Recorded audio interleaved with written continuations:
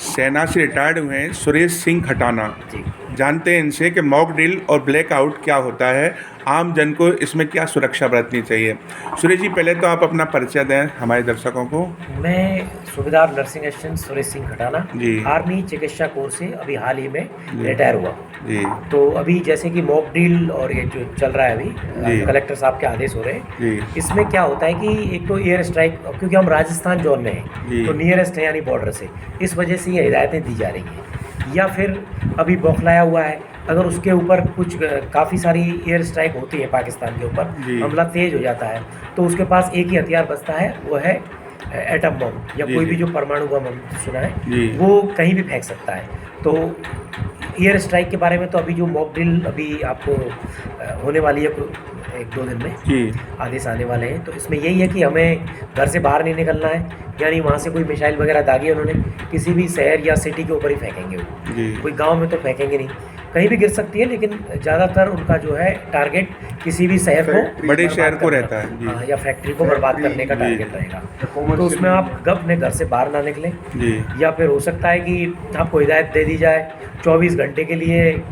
अभी काफ़ी सारे नियम जो है गवर्नमेंट की तरफ से होंगे, जी। जी। उसमें घर से बाहर नहीं निकलना, अपना राशन 24 या 36 घंटे के लिए अंदर ही पानी रख लेना अपना। जी। और अभी वो कुछ भी कर सकता है, जैसे कि मान लीजिए ये जो एनबीसी के बारे में सुना होगा आपने, न्यूक्लियर बायोलॉजिकल केमिकल वॉर। जी। अब ये मुख्यतः वैसे तो बड़ी बड़ी शहरों के ऊपर ही होता है, जी। तो उसमें यही होता है कि न्यूक्लियर तो हो गया कि कोई भी एटम बम फेंक दिया उसने, उसके बाद में बायोलॉजिकल, जैसे अभी हाल ही में कोरोना आया था, ये एक बायोलॉजिकल वॉर ही था। जी। पता नहीं अभी लोग चाइना का बोलते हैं, चाइना ने किया कि नहीं किया, इसको तो कोई आज तक पुष्टि नहीं हो कोई पाई। पुष्टि नहीं हो पाई। जी। उसके बाद में आपका केमिकल वॉर हो गया, उसमें कुछ भी जो बॉम्ब बनाया उन्होंने केमिकल डाल के उसको जैसे डाल दिया, छिड़क दिया, वो सारे जैसे बर्न केस होंगे बहुत सारे। जी।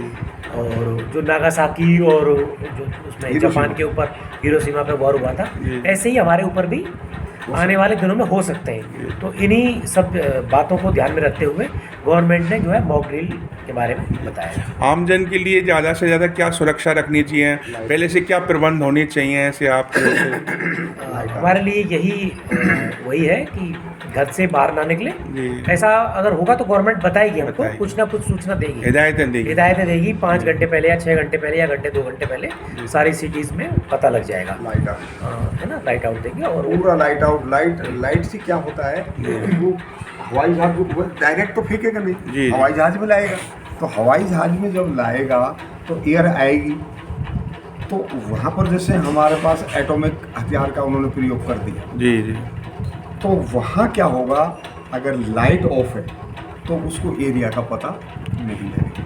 अगर लाइट जल रही है तो ऑटोमेटिक पता लग जाएगा गंगों सिटी तो है। जगराम जी, जैसे लाइट बंद करनी चाहिए रात में, बिल्कुल ऐसी आशंका के चलते लाइट बंद रहे, बिल्कुल लाइट तो बंद रहनी सुरक्षा चाहिए। का एक बड़ा प्रबंध हो बहुत सकता है। है। और मैं तो ये कहूँगा कि घरों के पास में अपने छोटे छोटे मोर्चे बनाने, जी। उन मोर्चों के अंदर जैसे ही सायरन बजता है सीधा मोर्चा।